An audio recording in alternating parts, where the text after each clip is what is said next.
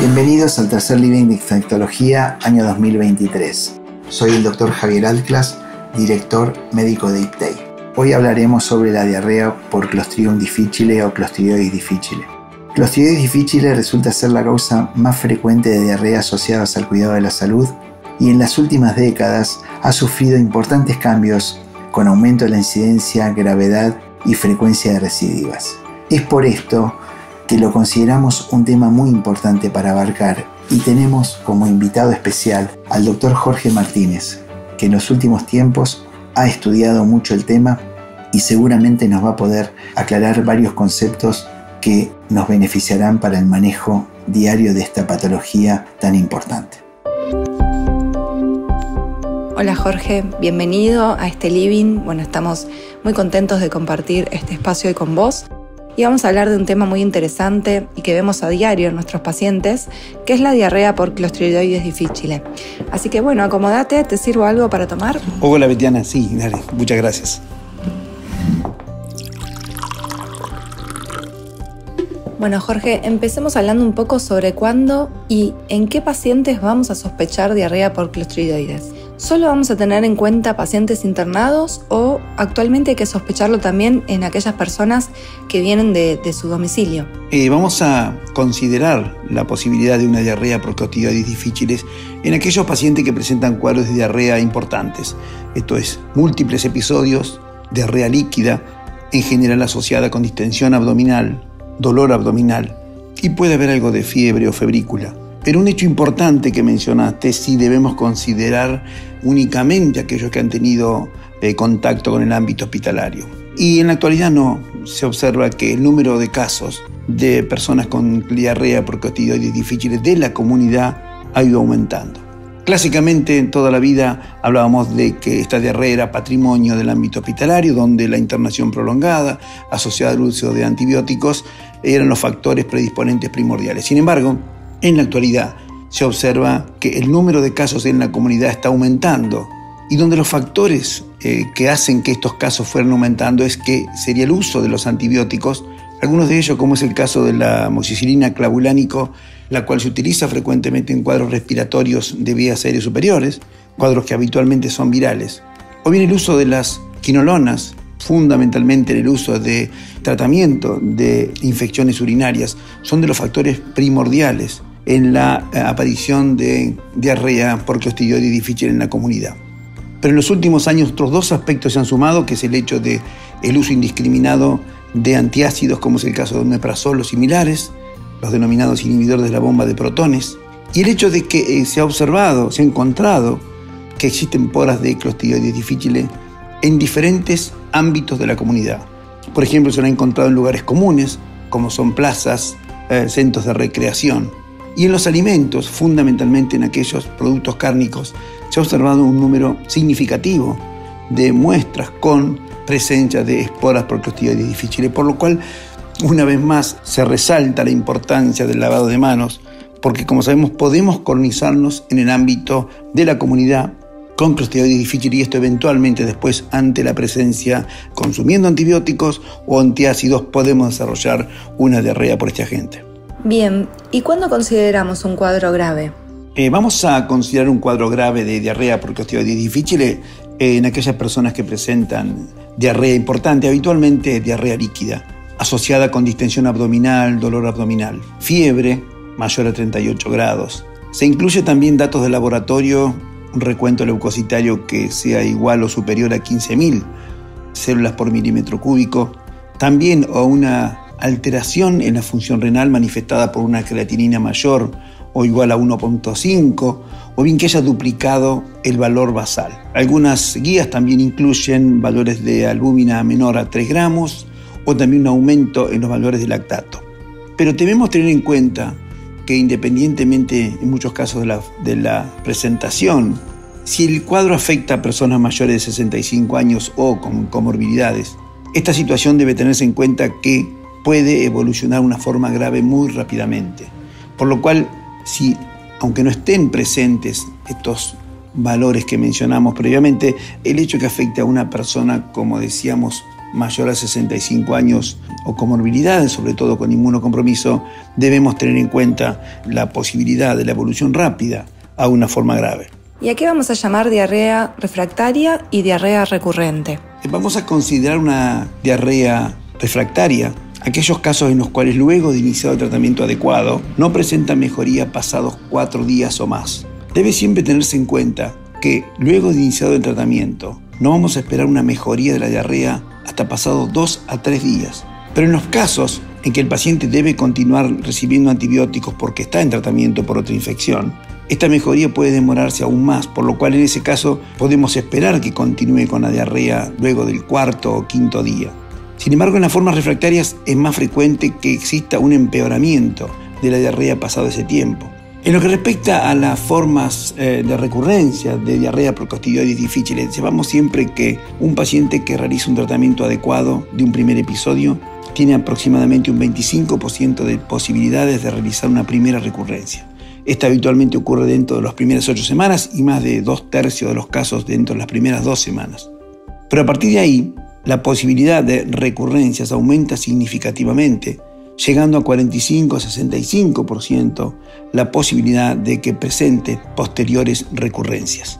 Por lo cual vamos a llamar recurrencias frecuentes en aquellos pacientes que presentan más de 2 episodios de recurrencias. Bien, y por último, algo que nos interesa muchísimo y que diría que es quizás lo más importante, que es cómo lo vamos a tratar. ¿Qué tratamiento es actualmente el de primera línea para un primer episodio? ¿Y cuál sería el tratamiento en casos de recaídas? ¿Y podés decirnos algo acerca de las terapias futuras? En lo que respecta al tratamiento, es muy importante que hagamos la diferenciación del primer episodio, primera recurrencia y sucesivas recurrencias. En lo que respecta al tratamiento del primer episodio, las drogas recomendadas en las diferentes guías nacionales e internacionales es la vancomicina. La vancomicina es una droga que se va a administrar por vía oral en 125 miligramos cada 6 horas, recomendándose una duración de tratamiento de 10 días para el primer episodio. Esta droga tiene una serie de ventajas. En primer lugar, comparada con metronidazol, fue más efectiva en formas severas en el primer estudio allá por 2007. Es una droga que, administrada por vía oral, no tiene absorción y logra concentraciones en la luz intestinal que superen más de 1000 veces la concentración inhibitoria mínima del Clostridioides difficile, por lo cual lo hace una droga muy efectiva en el tratamiento de la diarrea. Sin embargo, tiene algunas desventajas en nuestro medio, sobre todo la disponibilidad. No es fácil poder conseguirla cuando se hacen tratamientos ambulatorios. En segundo lugar, tiene un impacto también sobre la microbiota intestinal que es significativo, lo cual predispone a que la persona tenga otros episodios, tenga recurrencias. Otra de las drogas recomendadas de primera línea en el mundo es la fidaxomicina. La fidaxomicina es una droga, un macrólido, el cual es muy eficaz frente al Clostridioides difficile. Tiene algunas ventajas en relación a la vancomicina, es que en primer lugar esta droga tiene un menor impacto sobre la microbiota intestinal. Tiene también, por su característica y mecanismo de acción, una disminución en la esporulación del Clostridioides difficile. Posee además un metabolito activo que frente a este microorganismo. Y una de las principales ventajas es que tiene un menor impacto sobre la microbiota. Y esto se ve sobre todo cuando se lo compara cuál es la posibilidad de una recurrencia luego de un tratamiento con fidaxomicina. Y sabemos que luego de un tratamiento con vancomicina tenemos un 25% de chance de hacer una primera recurrencia, la cual, como dijimos, va a aparecer dentro de las 8 semanas sobre todo, mientras que esto se baja a un 15% cuando utilizamos la fidaxomicina. Esta droga no está disponible en el país y como desventaja tiene su alto costo, por lo cual, digamos, no es una opción para utilizar en nuestro medio. Una de las drogas, las cuales fue utilizada durante muchos años, fue el metronidazol. El metronidazol, luego que se demuestra que es menos efectivo frente a las formas severas cuando se comparó con vancomicina. Y luego otros estudios demostraron que también era menos efectiva en formas leves a moderadas. Cuando se analizan las fuentes y los lugares donde la droga fracasó, en realidad eran situaciones donde en muchos casos había un aumento de la resistencia al metronidazol, por lo cual la droga era menos efectiva. Tengamos en cuenta que la concentración que se logra el metronidazol en la luz intestinal es mucho menor que la vancomicina y logra, si bien varias veces logra la concentración que supera la concentración inhibitoria mínima del Clostridioides difficile, en la medida que la diarrea va mejorando, va reduciendo la concentración intraluminal y la va haciendo menos efectiva. Pero como decía que esos centros mencionaron resistencia al metronidazol, los análisis de Clostridioides difficile, de la resistencia de Clostridioides difficile en nuestro medio, muestran que habitualmente en la Argentina no existe resistencia al metronidazol, por lo cual, en algunos casos de formas leves a moderadas, el metronidazol sería una opción si tenemos en cuenta que es eficaz, tenemos en cuenta que tiene un costo muy, muy inferior en relación a la vancomicina, por lo cual es una droga para considerar en nuestro medio por esto que mencionamos ahora. Distinto es cómo vamos a manejar ahora las recurrencias. Sabemos que una persona que tiene una vancomicina, dijimos, tratamiento con vancomicina, 25% de chance de recurrencia. Esta primera recurrencia se va a tratar con vancomicina también, pero en formas decrecientes. Habitualmente un esquema que es de 2 semanas de vancomicina en dosis de 125 miligramos cada 6 horas. No es ventajoso dar mayores concentraciones. Y luego de estas 2 semanas continuamos 4 semanas más con dosis decrecientes de vancomicina, en la que se conoce como tapering. En lo que respecta al uso de vancomicina en dosis convencionales, se recomienda para aquellas personas que utilizaron metronidazol para el primer episodio, y lo cual la recaída en ese caso se va a tratar con vancomicina durante 10 días en dosis convencionales. Un párrafo aparte es el hecho de las recurrencias sucesivas. Esto es cuando ya pasan más de 2 episodios de recurrencia. Y aquí es donde la situación es más compleja, porque las drogas que utilizamos no han demostrado ser eficaces y debe uno apelar a otros recursos. Aquí es entonces donde comienza a posicionarse la utilización del trasplante de microbiota fecal. Y esto sobre todo es interesante porque es algo que ni más ni menos que restituye la microbiota intestinal, revirtiendo la disbiosis que se ha generado con los tratamientos antibióticos utilizados. El trasplante de microbiota fue efectivo desde el primer trabajo randomizado en 2012, pero ya había sido utilizado en 1957 en dosis utilizados en forma de enemas, las cuales habían sido exitosos. Hoy por hoy, el trasplante de microbiota tiene una eficacia que en una infusión supera el 80% y cuando se utilizan más de 2 infusiones supera al 90%. Es importante que a la hora de utilizar esta estrategia se recomienda fundamentalmente la utilización mediante la vía baja, esto es mediante videocolonoscopía, que nos permite administrar volúmenes mayores que se relacionan con mayor eficacia.